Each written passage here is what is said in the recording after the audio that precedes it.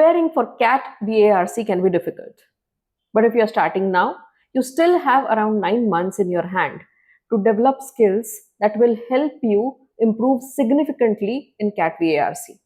In this video, we will discuss structured month-wise plan for you to ace your VARC in CAT 2026. So let's get started. So let us discuss how you can really prepare for your CAT VARC 2026 month-wise, and first thing that we are going to discuss here is how to get started with it. ठीक है, सबसे पहले preparation को start कैसे करें, कैसे करना है. The first thing you have to remember is take a diagnostic mock. Why are we taking this diagnostic mock, guys? Diagnostic mock is very important because before starting with the preparation, you must know where you stand. This is zero preparation mock. यहाँ पर कोई आपके marks देखने की आपको जरूरत नहीं है, आपकी एक्यूरेसी देखने की जरूरत नहीं. आपको सिर्फ ये देखना है, पूरे मन से सॉल्व करना है वो मॉक और देखना है कि आपका कितना स्कोर आता है कौन कौन से सेक्शन में. ठीक है, आपकी स्ट्रेंथ क्या है. आपको when you are actually taking this mock test, you will get a feel of how what kind of questions do you get in CAT examination, what is the difficulty level of these questions. So once you understand that, you will also understand which section you like better, right? So हो सकता है आपको VARC easy लगी, हो सकता है आपको quant. देखिए, कैट पेपर में कुछ भी इजी लगने का सवाल नहीं, लेकिन क्वांट से शायद VARC इजी लगे. It is all relative here. ठीक है, तो कौन सा आपको कंपैरेटिवली इजी लग रहा है, कौन सा आपको कंपैरेटिवली डिफिकल्ट लग रहा है, ये आपको समझ में आएगा. And this is how you will identify your strength and your weakness. Okay, अब जब आप सॉल्व कर रहे हैं पेपर, आपका सॉल्व करके हो गया, you have to check how much score you have gotten in this, right. तो अगर क्वांट में 22 क्वेश्चंस में से आपको 4 या 5 क्वेश्चंस आपके सही होते हैं, 4 या 5 मार्क्स आपको मिलते हैं.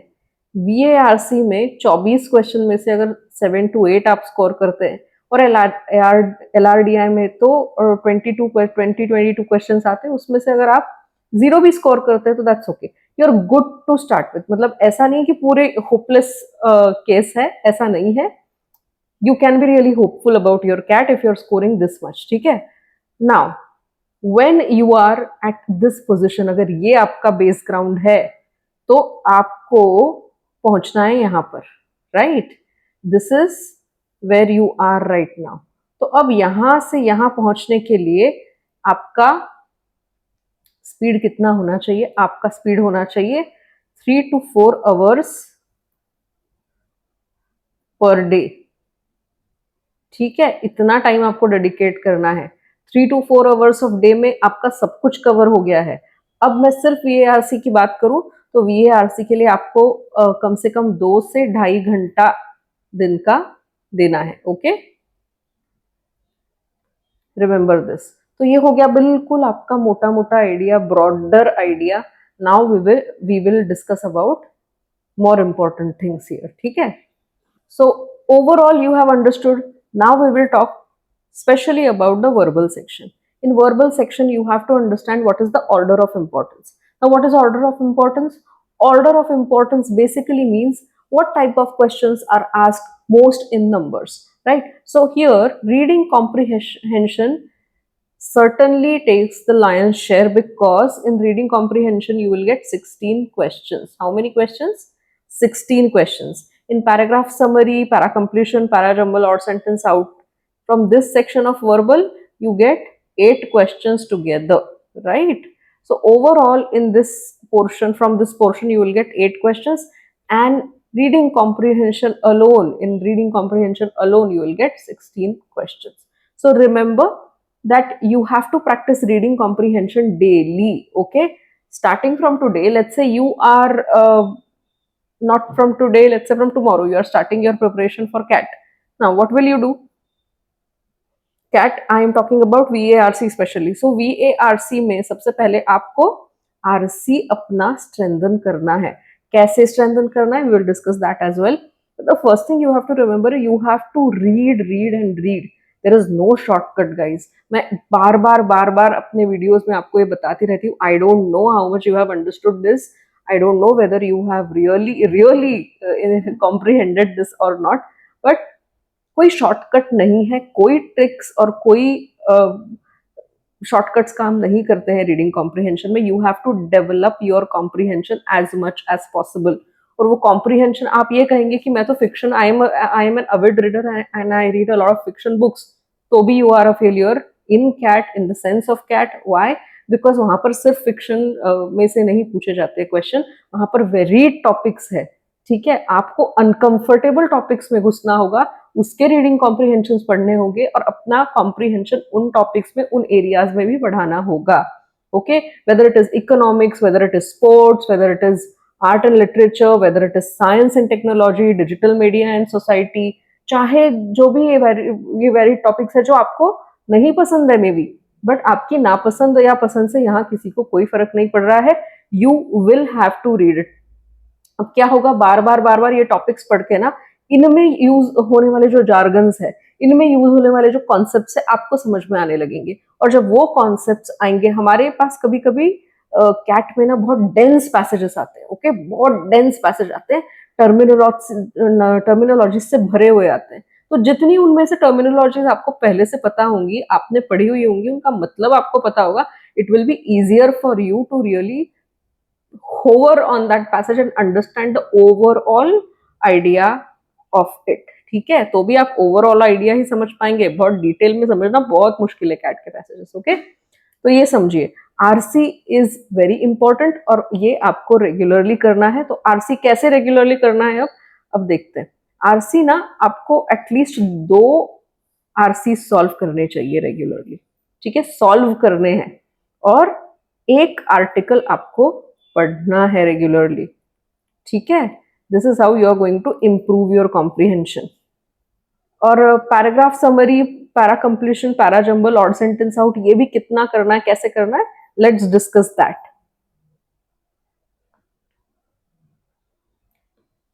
समझने वाली बात क्या है यहाँ पर, RC forms largest and most decisive part of the section. So even in the verbal section, you think that I will not give any importance to RC because I am really bored of reading long passages. So if you just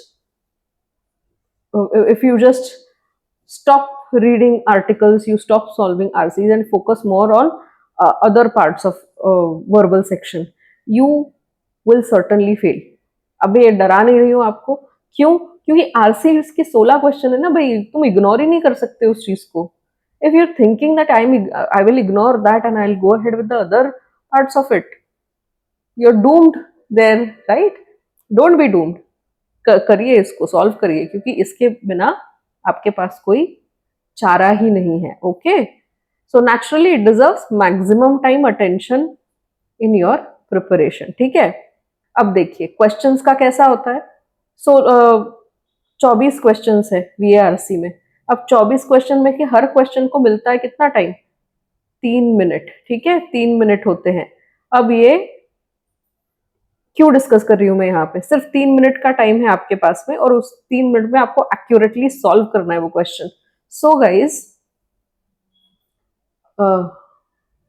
सो इसमें बात ऐसी है कि आपको speed भी बढ़ानी है अपनी और एक्यूरेसी भी बढ़ानी है.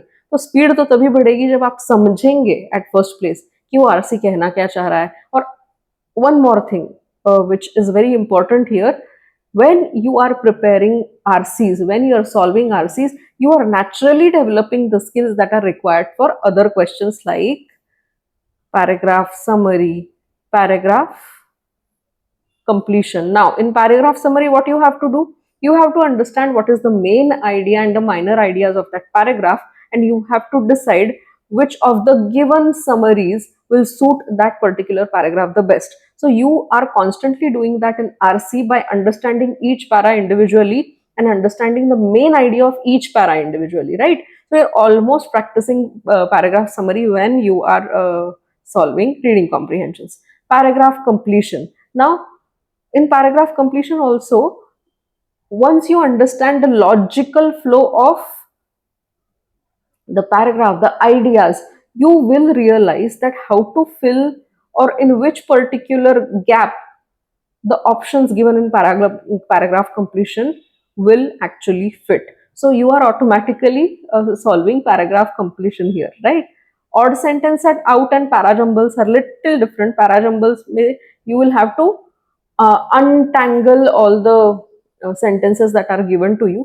बट कहीं ना कहीं आप अगर देखेंगे तो बेस स्किल इसका क्या है, लॉजिकल फ्लो समझना है, लॉजिकल फ्लो समझना है। अब ये लॉजिकल फ्लो कैसे समझेंगे आप, इसका क्या कोई फॉर्मूला है, इसका कोई शॉर्टकट है? नहीं। लॉजिकल फ्लो आपका दिमाग अपने आप आपको बताने लगेगा जब आप बहुत सारे रीडिंग कॉम्प्रिहेंशन सॉल्व करेंगे, क्योंकि ये लॉजिकल फ्लो है, ये मेन आइडिया है, ये उसका मतलब ये दोनों पेयर्स है सेंटेंसेस में। ओके, जैसे पैराग्राफ जंबल की बात कर रहे हैं हम, तो उसमें भी क्या रहता है, हमें पेयर्स फाइंड आउट करने रहते हैं। तो बेसिकली मैं यहाँ कहना ये चाह रही हूँ कि आपको लॉजिकल फ्लो समझ में आने लगेगा जब आप बहुत ज्यादा आरसीज पढ़ने लगेंगे, राइट। ऑड सेंटेंस आउट में भी आपको एक फैमिली के सारे ये फाइंड आउट करने, और उस फैमिली में कौन सा भैया ऑप्शन फिट नहीं बैठता है वो फाइंड आउट करना है। तो इनडायरेक्टली, बहुत डायरेक्टली नहीं कहूंगी मैं, लेकिन indirectly you are preparing yourself for these questions as well. ये आपका जो बेसिक स्किल है ना, कॉम्प्रीहेंशन, वो जो है वो बढ़ता चला जा रहा है विद आरसी। इसीलिए आरसी जो है ना वो सबका, you can say RC is the mother और you can say the father of all the questions here. So if you are solving that, you are automatically preparing yourself for these questions as well. पर क्या इसका ये मतलब है कि आपको ये क्वेश्चन सॉल्व नहीं करने हैं? तो ऐसा नहीं है, इनका पैटर्न अलग है, इन्हें भी सॉल्व करना है।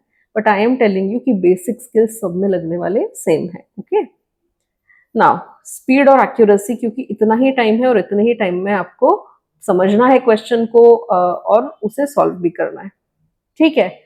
तो आपका सक्सेस रेट कब ज्यादा होगा, ये जो है ना सारे स्टूडेंट से हमारे बातचीत करके और समझ कर कि how they have actually reach to a particular percentile, तो हमको ये पता चला है कि 100 क्वेश्चन ऑफ एवरी टॉपिक, मतलब चाहे वो आरसी है, चाहे पैराग्राफ समरी है, चाहे पैराग्राफ कंप्लीशन है, या पैराजंबल है, और सेंटेंस आउट है, चाहे जो भी क्वेश्चन है, उन सारे क्वेश्चन के उन सारे टॉपिक्स के जब आप 100 क्वेश्चंस ईच सॉल्व करते हैं तो हर तरह के पैटर्न से यू गेट एक्वेंटेड, एक्सपोजर मिल जाता है आपको, and there are higher chances of you being more confident while you know giving your CAT exam.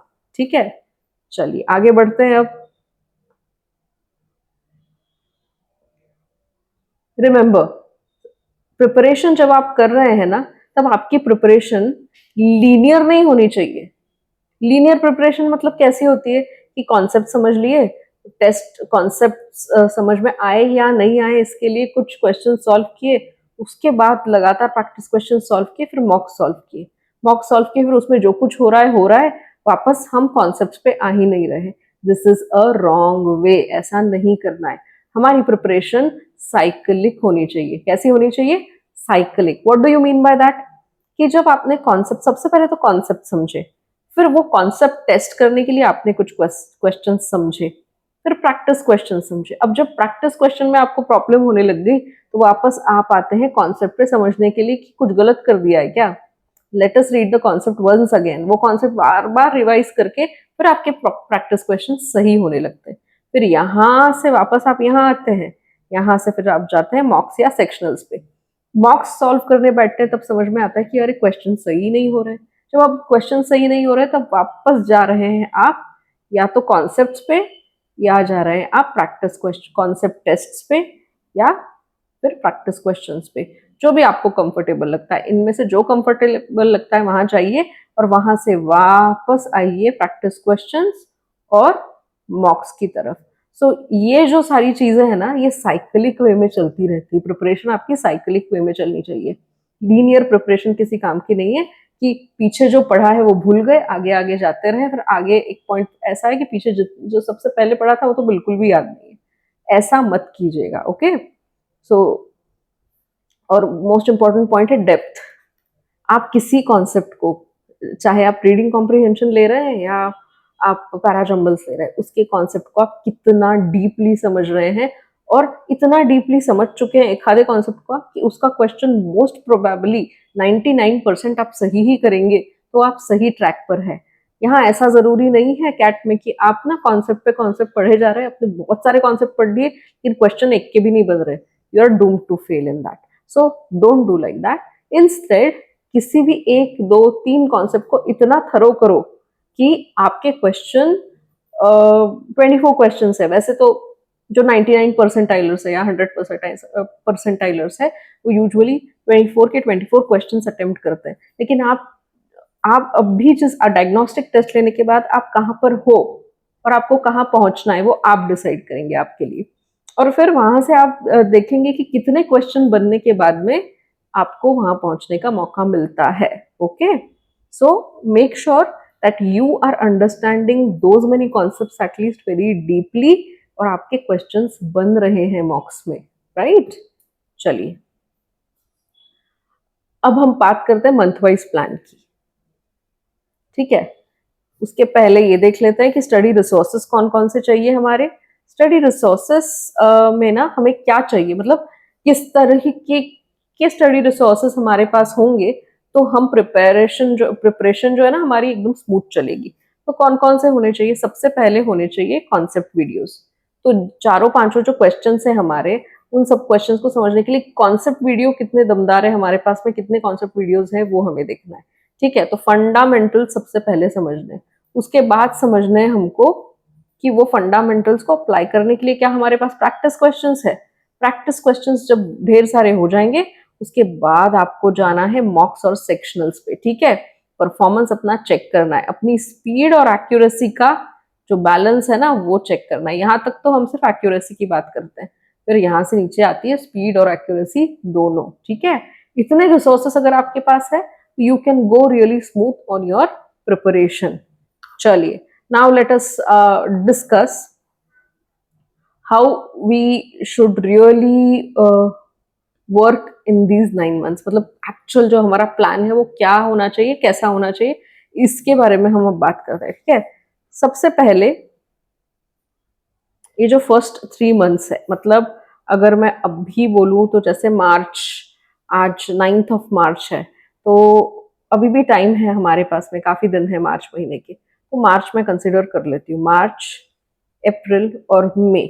तो इसमें क्या करना है हमें? you have to build reading habit as I told you, right? You have to read one article daily and you have to solve 2 passages daily. From where you can read these articles? Economic Times, Times of India, The Hindu, or Aeon Essays. When you type Aeon Essays on Google, you will get Aeon Essays. They are very long and those will be really helpful for you to develop your reading habit. By the end of the 3rd month, what you have to do? You have to take mocks and sectionals. Okay, from where you can take these mocks and sectionals? Now the best way of taking mocks and sectionals is doing PYP, that is past year papers. So if you check some past year papers, make sure you are using the past year papers after year 2020. Only those papers are useful for you, useful in the sense if you really want to take the real feeling of how cat actually is, how will you feel, or how difficulty level is, what types of questions you get, real replica of cat. Then download the papers of 2021, 2022 and onwards, because in 2020 during the COVID pattern changed. So if you really want to follow the same pattern, it's better that you go with the papers from 2020 year onwards. Okay, so you can take mock tests. Why I am asking you to take mocks after 3 months? It is mainly because, of course, we are talking about VARC here,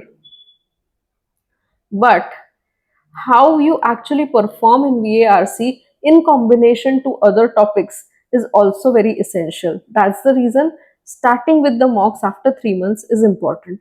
But of course, sectionals are also important. Sectionals means solving only VARC. So you can simply download the past year papers and solve VARC section of them to understand how much you have learned, how much you are clear about your fundamentals and concepts, how well you are able to solve your questions based on your understanding, and in how much time are you able to solve them. So speed and accuracy both you have to test in sectionals as well as in mocks. Okay, so this is what you have to do in the first 3 months. अभी next 3 months में you have to strengthen your verbal ability. Why I am saying this? यहाँ तो आपने सिर्फ देखा समझा verbal ability को, लेकिन अब आपको समझ में आ गया है किस तरह के क्वेश्चन पूछे जाते हैं, टाइम और स्पीड कैसे मैनेज करनी है, मॉक में क्या हालत होती है हमारी सॉल्व करते करते, सेक्शनल में हमारे कितना स्कोर आ रहा है। तो अब आपको आपकी स्ट्रेंथ आपकी वीकनेसेस दोनों पता है, and with this knowledge you have to start taking verbal ability, or for that matter quant LRDI everything, because I am right now talking about VARC. I will confine to verbal ability. You have to start strengthening it. Okay, just knowing it is not enough now. In the next 3 months you have to strengthen it. Okay, so how are you going to strengthen? Practice, practice and practice. 50 question of each type to get adequate exposure. 50 question आपको जरूर करने हैं, ठीक है। अब why I am saying 50 questions overall, क्योंकि आप ये समझिए कि आप ना सिर्फ VARC नहीं करेंगे, you will be solving quant and LRDI also simultaneously. So in 3 months you have to make sure you have solved at least 50 question of each topic. मतलब RC के 50 किए हैं, RC के 50 किए हैं, फिर पैरा जम्बल्स 50 किए हैं, पैराग्राफ कंप्लीशन 50 किए हैं, पैराग्राफ समरी 50 किए हैं, पैराग्राफ कंप्लीशन, पैरा जम्बल्स और ऑड सेंटेंस आउट भी 50 किए हैं. ये आपने 50 क्वेश्चन 3 महीने में हर किसी के करने हैं. ओके, उसके बाद आपको करना है 5 PYP solve, past year papers आपको 5 सॉल्व करने हैं. और सिर्फ सॉल्व नहीं करने, once you have solved it you also have to do the deep analysis of it, कि कहां पर आपको ऐसा लगा कि you are not able to solve this question, where you felt that it is becoming too much, the reading is becoming too much. You also have to cover both other 2 sections, right? So वो करते करते आपकी हालत क्या खराब हो रही है, या रीडिंग में आपकी क्या हालत, तो आपके जो वो वीक पॉइंट्स है ना, वो एग्जाम प्रेशर वाला जो परफॉर्मेंस है वो कैसा हो रहा है आपका, वो आपको समझना होगा, राइट? तो उसका एनालिसिस करो, दैट इज वन पार्ट. उसके बाद एनालिसिस करना है कि क्वेश्चंस कितने बन रहे हैं और कितने नहीं बन रहे हैं आपसे. ये नहीं बन रहा है तो ये क्यों नहीं बन रहा है, आपका कहाँ पर लैकिंग है, तो उस पार्ट पे फिर प्रिपरेशन स्टार्ट करो, राइट? सो ये डीप एनालिसिस जो है ना VARC का या पूरे पेपर का, in fact it is very important. अगर आप सिर्फ सॉल्व कर रहे हैं और एनालाइज नहीं कर रहे हैं तो भी आपको प्रॉब्लम आने वाला है. As I told you, it should not be linear, it should be cyclic. Analyze कीजिए, वापस उन concepts पे जाइए, revisit those concepts, refer to other resources if you want to. If it is not being clear, contact कीजिए किसी से ताकि आपके concepts clear हो, and then move ahead with your preparation. That's how you are going to do it, okay? As I told you, revisit the concepts, practice more if required. ठीक है? This is what you have to do in the next 3 months. So ये जो बीच वाले 3 months है ना, ये आपके असली प्रिपरेशन है, ये समझिए आप. That's the most important crucial months. So इनको, इस प्रिपरेशन को बिल्कुल इग्नोर नहीं करना है. फिर अब लास्ट 3 months में क्या करना है? To tell you frankly, जो कुछ भी आपने यहाँ किया है ना इन पहले 6 महीनों में, you will enjoy the fruits of that in the last 3 months. मतलब आप रिविजन कर रहे हैं, क्वेश्चंस बन रहे हैं, टेस्टिंग आप कर रहे हैं, मॉक कह लीजिए, सेक्शनल कह लीजिए, you are constantly revising the concepts and testing the concepts, revising the concepts, testing the concepts. Test करते समय you can feel very confident because you have already done so many questions that you know how to solve that particular type of question, so you are quite confident about your own self. But in last महीनों में भी 2 RCs every day and 10 to 12 questions of VA every day is mandatory. ठीक है, 2 RC solve करने ही है, 10-12 verbal ability के question करने ही है 100%. ठीक है, और अब मॉक्स जो है ना वो लेने लग जाओ. लास्ट 3 महीने तो मॉक्स ही मॉक्स लेना है, मॉक्स ही मॉक्स लेना है. कम से कम 30 मॉक्स आपने लेने हैं गाइस, और उसका जो एवरेज स्कोर निकल के आता है ना, that is where you will be in your CAT. Okay, so it is important to take mocks. Last 3 महीने जो है ना मॉक्स का सीजन होता है, उसको इग्नोर मत करना. सो प्रैक्टिस कंपोनेंट क्या क्या है देखिए, फुल मॉक टेस्ट लेने हैं आपको, एक मॉक पर वीक, फिर सेक्शनल टेस्ट लेना है एक पर वीक. ठीक है, आरसी प्रैक्टिस तो डेली है, 2 पैसेजेस, वीए प्रैक्टिस भी डेली है. ये डेली प्रैक्टिस है और ये वीकली प्रैक्टिस है. ठीक है, दिस इज वीकली आपको क्या करना है और ये डेली आपको क्या करना है. I hope you have understood this part. ठीक है, this is how you have to structure your practice and actually practice it in the next 9 months. All right, now let us understand what are the other things that are required. आपको अभी plan तो समझ में आ गया है कि पहले 3 महीनों में क्या करना है, बीच वाले 3 महीनों में क्या करना है, लास्ट 3 months में क्या करना है. तो मेन अपना ऑब्जेक्टिव क्या है लास्ट 3 months में, ये समझिए कि स्पीड और एक्यूरेसी दोनों अपने को चेक करना है और दोनों इंप्रूव करना है हमारा. कभी कभी क्या होता है, हम एक्यूरेसी के पीछे जाते हैं ना तो स्पीड कम हो जाती है, स्पीड के पीछे जाते हैं तो एक्यूरेसी कम हो जाती है. तो मॉक्स लेने का मेन यहाँ पर ऑब्जेक्टिव क्या है, ऑफकोर्स ये चेक करना है कि हमें कितना आता है, और दूसरा मतलब whether we are able to perform in that exam pressure, that time pressure और नॉट. और उतने टाइम के प्रेशर में करने के बावजूद क्या हम उतने एक्यूरेसी से परफॉर्म कर पा रहे हैं. ये सारी चीजें चेक करने के लिए होते हैं वो 30 mocks which are very important. ठीक है, yes. Now other things that matter in CAT, apart from all the preparation and everything we have discussed by now, is self study. guys, समझिए, ये ऐसा मत समझ लीजिएगा कि सिर्फ ये लेक्चर देख लिए, कॉन्सेप्ट के वीडियोस देख लिए तो हमारा कैट हो गया. That's the false hope that you are getting. That is not how you are going to score well in CAT. Self study बहुत इंपॉर्टेंट है. आप कॉन्सेप्ट वीडियो देख रहे हैं, आप समझ रहे हैं कि प्रिपरेशन प्लान क्या है, ये वो सब कर रहे हैं, लेकिन बैठ के खुद क्वेश्चन अगर सॉल्व नहीं कर रहे हैं ना तो बहुत मुश्किल है कैट में निकलना. It is important for you to understand that you are the only person who can help your self in CAT. So self study सबसे 5 स्टार 10 स्टार दे दीजिए इस पॉइंट को, इससे समझिए. ठीक है, deep analysis of weaker sections. अब solve तो कर रहे हैं क्वेश्चन, पर ब्लाइंडली सॉल्व कर रहे हैं क्या विदाउट एनी एनालिसिस, तो भी कोई फायदा नहीं है. यू हैव टू एनालाइज, आपको रुकना है, समझना है. It is most uncomfortable part जो है ना, ये जो मैं बोल रही हूँ अभी, that is the most comfortable part. कभी कभी हम बैठ जाते हैं क्वेश्चन सॉल्व करने, क्वेश्चन धड़ाधड़ सॉल्व करते हैं, लेकिन गलत क्वेश्चंस को एनालाइज करने में आलस करते हैं. And that is where 199 percentiles they come in. They analyze their mistakes and they work on their mistakes. तो ये पार्ट आपको नहीं भूलना है. ठीक है, deep analysis of weaker section, working on them without losing grip on the stronger ones. देखिए कैसा एक और इम्पोर्टेंट पॉइंट मिला है हमको. वीकर सेक्शन पे काम करने का मतलब ये नहीं कि उसी के अंदर घुसे चले जाओ और जो स्ट्रॉन्ग सेक्शन है उसको भूल जाओ. नहीं, स्ट्रॉन्ग सेक्शन को भी प्रैक्टिस करते रहना है. मतलब आप समझिए, एक स्किल आपको बहुत अच्छे से आता है. Let me give you an example of, let's say playing cricket में भी वेरी क्लीशेड, पर ठीक है, you know how to play cricket but you don't know how to play football. You have started learning football, weaker section है वो आपका, उस पर आपने बहुत काम किया, लेकिन वो करते करते इसके ही बेसिक भूल गए, इसके ही जो इंपॉर्टेंट स्किल आपके हाथ में था इसे खो दिया. तो ये भी नहीं चलेगा कैट में. You will have to balance both the things, good and weak. Weak should be better but good must be best.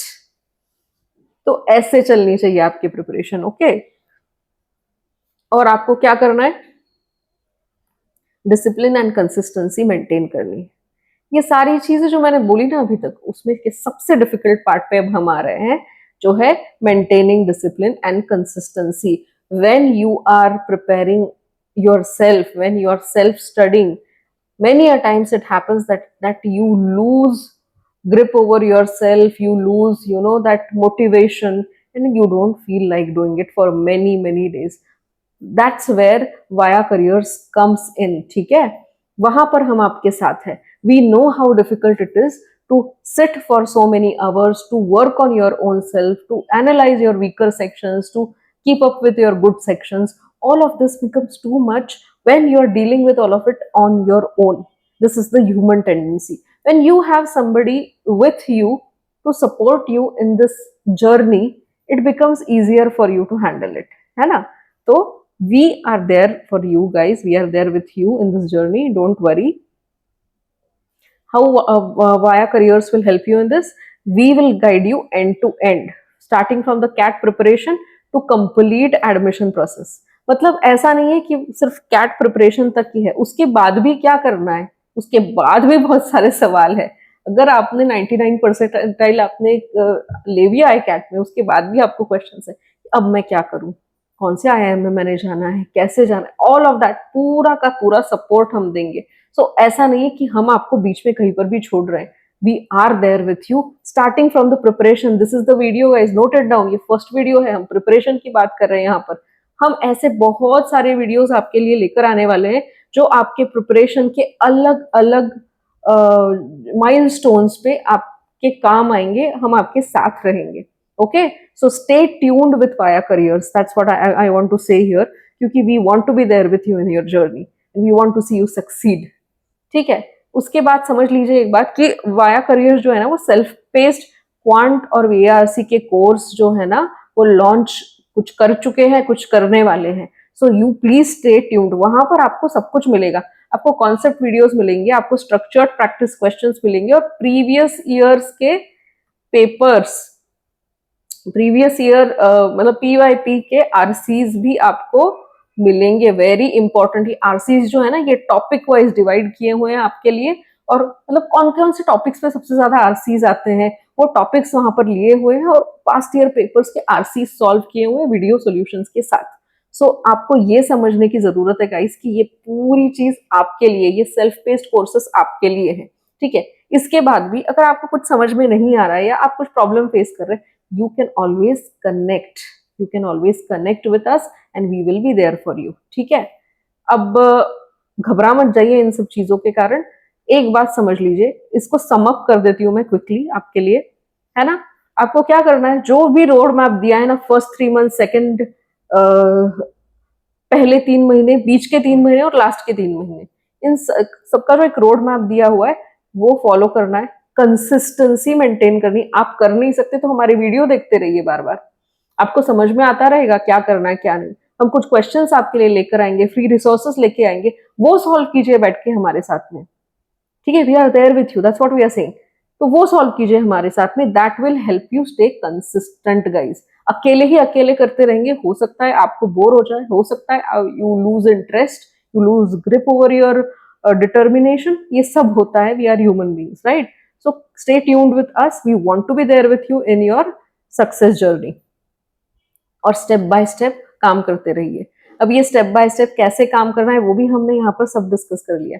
तो हम सिर्फ डिस्कशन तक सीमित नहीं है, हम आपके लिए वैसे वैसे स्टेप पे वैसे वैसे वीडियोस भी लेके आएंगे, तो आप उस स्टेप्स को हमारे साथ में फॉलो कर सकते हैं. Okay, so make sure that you don't feel lonely while preparing and start preparation guys, because you have a lot of time in your hand and you can really shape your careers fantastically if you follow the roadmap that we have discussed. Okay, so stay tuned and I will see you in the next video. I hope मैंने आपको काफी pump up कर दिया है preparation start करने के लिए. तो आज से ही, अभी से ही एक RC का आर्टिकल पढ़ ही डालिए इस वीडियो के बाद में. एक आधा RC तो सॉल्व कर ही लीजिए, so that you get in that journey. You start at least somewhere, you start that journey. Okay, see you in the next video guys. Keep preparing, keep acing your CAT.